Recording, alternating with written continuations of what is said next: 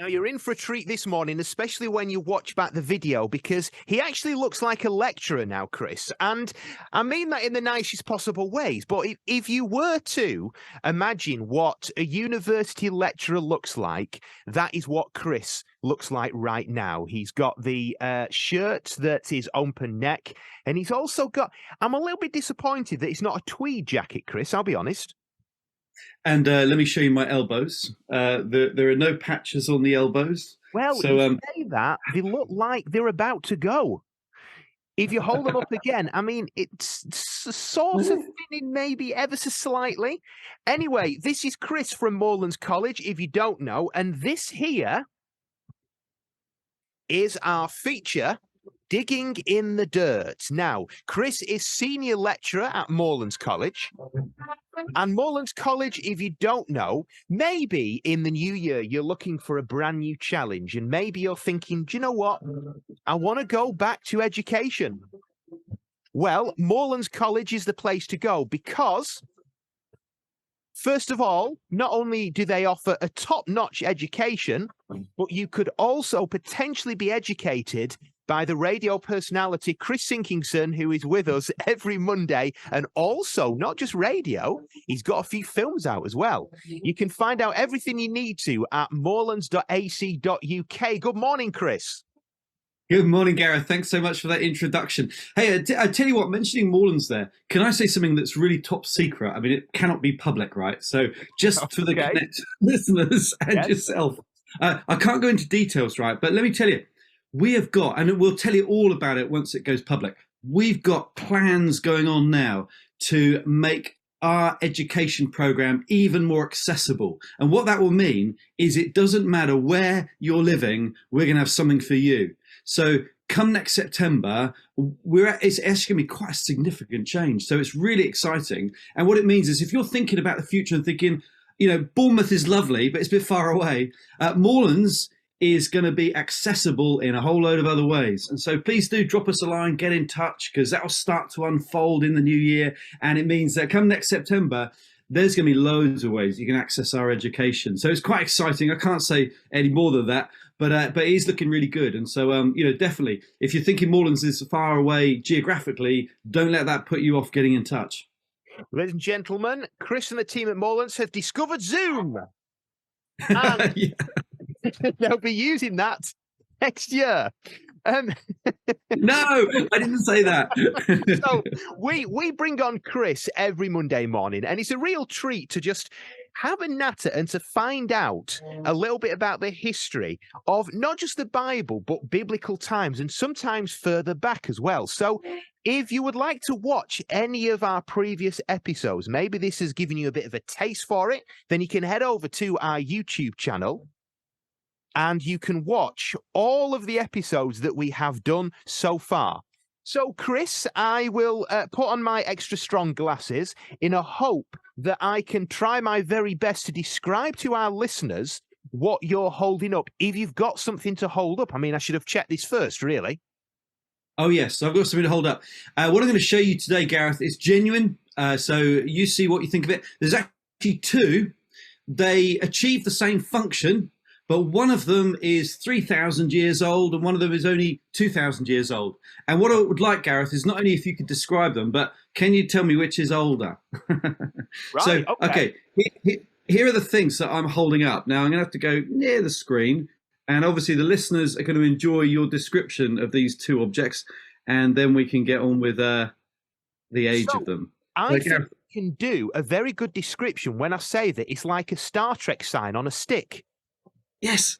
Yes. So it is actually. Now, do you know, I think I've only ever watched half an episode of Star Trek, but basically it looks like it's some sort of arrow. Well, I presume it is an arrow. It looks like it's some sort of weapon. It looks like it's something that would go on to something else so that it will be able to pierce something. A lot of something's going on there. Now, the trick question is here that I think presumably you are assuming that I will go for the one that looks in better condition to say that that's the one that's not as old. But I'm going to trump you on this, Chris, and I'm going to go for the older one. Actually, now you're holding them up, they do look in pretty much the same condition, holding them to the camera. So am I right going down the route of thinking that it's some sort of weapon? Yeah, you're right.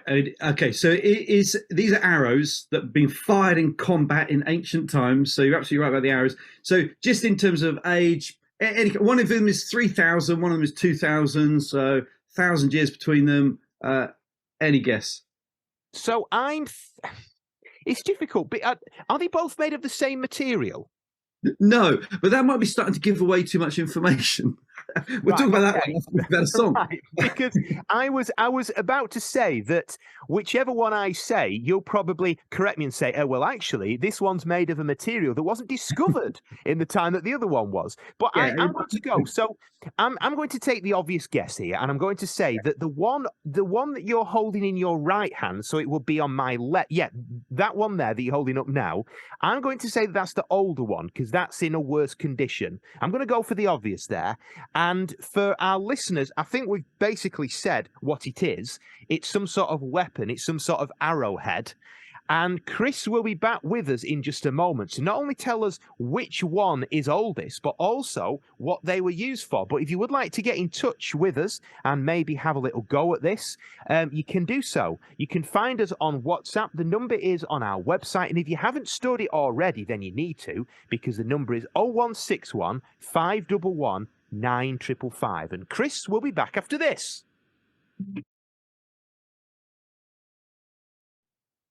I'm either very good at describing things or somebody in some way, I don't know how they've done it, is cheating, because I just think that this is such a good guess. Now, I don't know if it's right or not. We've got Chris from Moorlands College here, and the feature is digging in the dirt. We were just talking actually about plans for next year when I'm going to, if I get my passports ready and I can have all the right jabs, I may go down to Bournemouth and actually meet the team at Moorlands.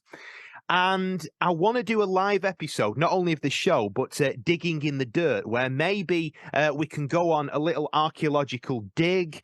Chris could maybe do it in a real patronising way, where he sort of hides items in the grounds of Moorlands, and I have to go searching for them. Oh, look what I've found here. Well, this is interesting because Gabby's been in touch, and she says it sounds like it's some sort of arm off a dial. And I didn't think about this. I just imagined that it was a weapon. But now Gabby sent that through. I have been thinking, is it some sort of like arm off maybe some timekeeping thing? Is it some sort of like, I don't know. I'm thinking that it's because it's a point, it's something directing to something. Chris, anywhere near? That's a really interesting answer. Now, look, I haven't seen the film yet, but I mean, the new Indiana Jones film. You've seen the trailers, Dial of Destiny. Maybe there is a connection here to the new Indiana Jones film. But Gareth, it's not a dial. I mean, yeah, it would actually work for that purpose, of course. But no, Gabby, imaginative as you are, you sound like you should be writing novels, actually. But these are arrowheads, so they've been used in combat. And they are weapons from the ancient world. They're actually from the region of the Middle East. And now I've got two arrowheads here. And as I say, they're thousands of years old. These are the originals, not replicas. And I love showing these to the students because they do exactly what Gareth did, okay, which is very, very common sense. Is to say, look, that one looks older and rougher and more broken than this one. Sorry for those listening. There is one of them that looks older and rougher than the other one. And so we assume the older one that's falling to bits isn't actually older. We assume it is, but it isn't actually. It's the other way around, Gareth. So actually, that rough looking one is newer. It's more recent. So let me tell you what they are, why that's interesting, all right? These are, and you are well onto this, made out of different metals. We've got a bronze arrowhead here. This is the oldest one, 3,000 years old, fired somewhere around the region of Persia or Assyria. So this is a very old arrowhead made of bronze. This one is an iron arrowhead, and this would be from Roman times or a little bit later, actually. And so this is one that was more recent, made out of iron. Now, the difference between the two is that bronze was a very old metal they discovered long ago. We call it the Bronze Age, and it was a very hard, metal. It's still pretty good today, even though it's older. It's actually still got a pretty good point on it. Very dangerous.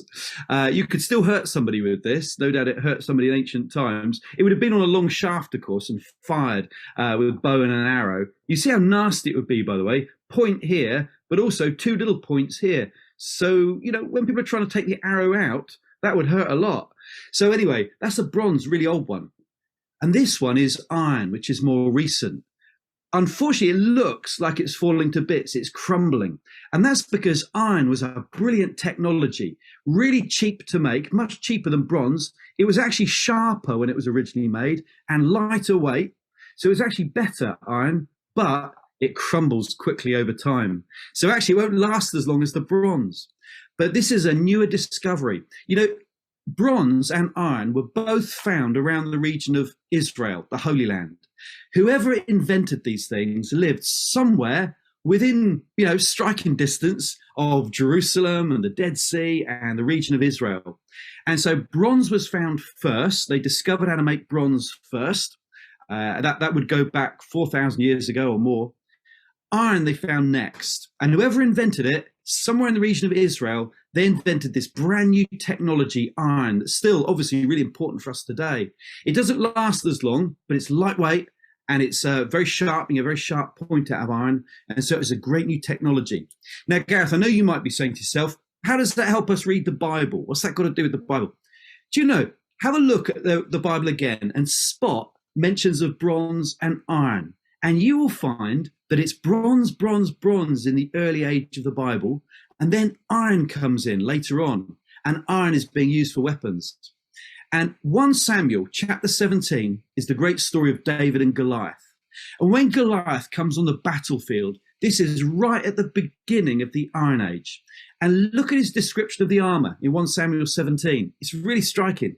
He comes onto the battlefield dressed in bronze helmet, bronze armor, bronze for covering for his feet and his legs. So it's all bronze protection.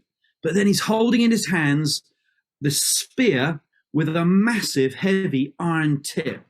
Do you know what that's really telling us in the Bible is that Goliath had the very latest military technology. It was like he was coming on the battlefield dressed in the traditional bronze, but he had an iron-tipped spear like a cruise missile of the ancient world.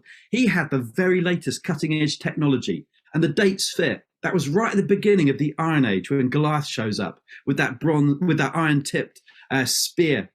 So, you know, the Bible fits with what we know of the ancient world, the technology, the discoveries, and the use of bronze in the time of Egypt and the Exodus, and then the use of iron when Goliath shows up fits exactly with what the archaeology tells us. The Bible, you know, Gareth, the Bible is not fiction or fairy tale. It's not myth or legend. It knows about the ancient world, and it's written with absolute, detailed, accurate knowledge of what was going on at the time. Do you know, and more people need to know this because I mean, how many times must I have heard the story of David and Goliath? I was telling it to my children just a few weeks ago, and I never even thought about the whole thing of why would they have this kind of metal and does it fit in with when it was actually found for the first time? Incredible that is. And a question that's come in as you were talking is, does gold ever deteriorate? Now, this is an interesting one because I don't, I mean, what do I know? I don't think it does. Hence why you see gold from Egyptian times, which is just absolutely, once it's been polished up, it looks brand new. Does it ever deteriorate? Only if it's got impurities in it. I mean, that's the trouble with metals is that you get impurities as well. And the impurities will be the thing that deteriorate. But no, if it's good, pure gold, no, it won't. We excavated a hoard of gold coins in the New Forest last year, 60 gold coins from 500 years ago. And they literally came out of the ground in there, you know, like you get from the bank when you used to get coins from the bank, or all together in one tube. Literally gold coins. The actual covering had gone long ago, but the gold coins were immaculate, like the day they'd been minted. Shiny, beautiful gold coins just straight out of the ground. So yeah, no, gold is particularly good, whereas iron will rust, and this is actually rusty. You couldn't hurt anybody with this iron arrowhead. It was snapped to pieces. Bronze is pretty good. It stays strong, but it goes green. And those watching later on the video, you'll see this is a green arrowhead. It wasn't originally green. It's just that's what happens when it gets to the oxygen and so on. It eventually goes green. It's truly incredible. I've learned something, and I know the listeners have as well. And Chris talking about those gold coins, ladies and gentlemen, that is how he managed to pay off his mortgage.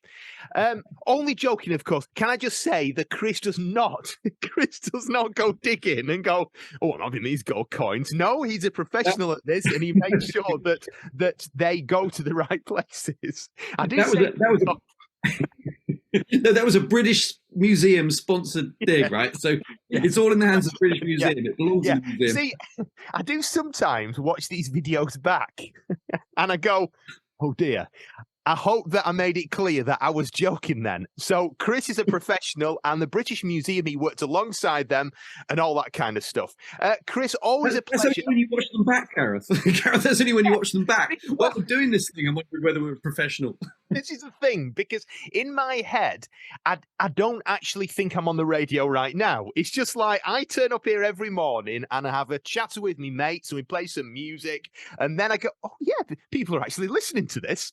So you can find out more about Moorlands. And in fact, Chris will be telling us in the new year about this new exciting news that Moorlands have got. But it's a lovely place. And in summertime, I'm going to go down there and we'll make a full day of it. We'll make some content. We'll do a live version of digging in the dirt and all that kind of stuff. But you can book an open day. You can also view the prospectus. You can apply and you can get in touch. They're on the socials and you can find out all about these courses available. You've got part-time, you've got full-time. Thank you very much, Chris. Always a pleasure. And Chris will be back again next week. Thanks, Gareth.